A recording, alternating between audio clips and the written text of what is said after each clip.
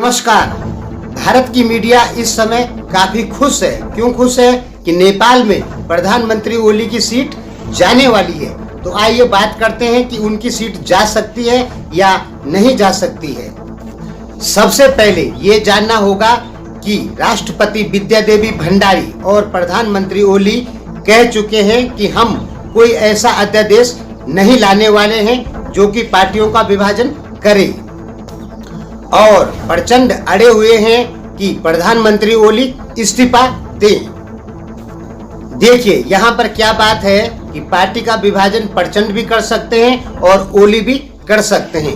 यदि प्रचंड जो अड़े हुए हैं इस बात पर कि ओली इस्तीफा दें, इस बात पर यदि प्रचंड अड़े रहते हैं तो प्रधानमंत्री ओली पार्टी का विभाजन कर सकते हैं। जहां तक मुझे लगता है कि हर हाल में प्रधानमंत्री ओली की ही जीत नजर आ रही है मुझे, चाहे पार्टी का विभाजन हो या ना हो। यदि पार्टी का विभाजन होता है तो 55 से लेके और 60% तक जो मेंबर ऑफ पार्लियामेंट है वो ओली के पक्ष में हैं, और पार्टी यदि टूट जाती है उसके बाद प्रचंड ओली के खिलाफ अविश्वास प्रस्ताव लेकर आएंगे, लेकिन उसको बहुमत नहीं मिल पाएगा, और जब बहुमत नहीं मिलेगा तो ओली की सीट नहीं जाएगी। और इसके बाद मध्यवर्ती चुनाव होंगे, और जब तक मध्यवर्ती चुनाव होंगे तब तक ओली सीट पर ही रहेंगे, और मध्यवर्ती चुनावों में ओली की ही जीत होगी, ये लगभग 100% मुझे लगता है। और मध्यवर्ती चुनावों में प्रचंड एंड पार्टी का खात्मा लगभग तय है, क्योंकि जनता का सपोर्ट प्रचंड एंड पार्टी को नहीं मिलेगा। तो इस समय जितनी इज्जत प्रचंड की है उससे भी और घट जाएगी। और आपको ये चीज भी दिमाग में रखनी होगी कि ओली के पीछे जो ताकतें बैठी हुई हैं वो कहीं ना कहीं से सांसदों को, मेंबर ऑफ जो पार्लियामेंट है उनको खरीद सकती है। और ये बात प्रचंड अच्छी तरह से जानते हैं कि यदि मैं पार्टी का विभाजन करता हूं और भविष्य में इलेक्शन होते हैं तो प्रचंड की जो स्थिति आज है, अच्छे पद पर है, उस पद से भी प्रचंड नीचे गिर जाएंगे। क्योंकि प्रचंड यदि अलग एक पार्टी बनाते हैं तो भविष्य में कभी इलेक्शन होते हैं तो प्रचंड एंड पार्टी को वोट नहीं मिलने वाले, यानी बहुत ही कम सीटें मिलेंगी। आप अपने दिमाग में निश्चित रखें, यदि नेपाल कम्युनिस्ट पार्टी का विभाजन होता है और प्रचंड अलग पार्टी बनाते हैं तो प्रचंड जो पार्टी बनाएंगे उसकी दुर्गति होगी, बहुत ही बुरी गति होगी, उसको जनता से समर्थन नहीं मिलेगा।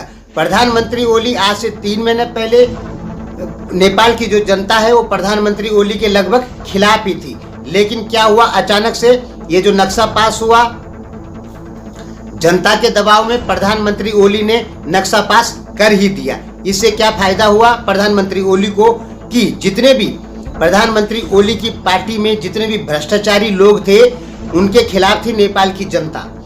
तो नेपाल की जनता ने फिलहाल इन सभी को माफ कर दिया है।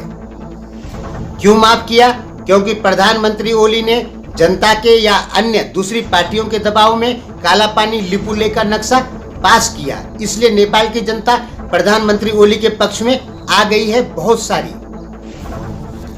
अब भारतीयों को लग रहा है, भारतीय मीडिया को लग रहा है कि प्रधानमंत्री ओली अकेले हैं और नेपाली जनता उनके पक्ष में नहीं है। ये भारतीय मीडिया की बिल्कुल गलत सोच है। नेपाल की जनता आज भी प्रधानमंत्री ओली के पक्ष में खड़ी है। पार्टी विभाजन हो जाती है तो प्रचंड की जो पार्टी है उसको बहुमत नहीं मिलने वाला, वो अविश्वास प्रस्ताव जो है उसके माध्यम से प्रधानमंत्री ओली को नहीं गिरा पाएंगे, और ओली अपने लिए सांसदों की खरीद फरोख्त तो आराम से कर सकते हैं। तो यहाँ पे साफ नजर आ रहा है कि प्रधानमंत्री ओली की सीट नहीं जाने वाली, बल्कि पार्टी के विभाजन होने के बाद पुष्प कमल दाहाल की जो पार्टी बनेगी उसकी बहुत बुरी गति होने वाली है। यदि प्रचंड ने पार्टी विभाजन का काम किया तो प्रचंड को ही नुकसान होने वाला है। तो भारतीय मीडिया जो कह रही है कि प्रधानमंत्री ओली की सीट जाने वाली है, ऐसा मुझे तो नहीं लग रहा है। हाँ, चले जाए तो वो अलग बात है, लेकिन अभी तक नहीं ऐसा लग रहा है मुझे कि प्रधानमंत्री ओली की सीट चली जाएगी। चाहे पार्टियों का विभाजन हो या कुछ भी हो, प्रधानमंत्री ओली अपनी सीट बचाने में कामयाब रहेंगे। ये लगभग मेरा मानना है। इसमें प्रधानमंत्री ओली ने जो भारत कार्ड खेला वो उनके लिए और ज्यादा फायदेमंद हो गया।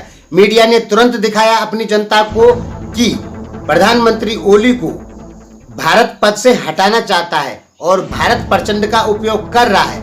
ये नेपाली मीडिया ने नेपाली जनता में दिखाया।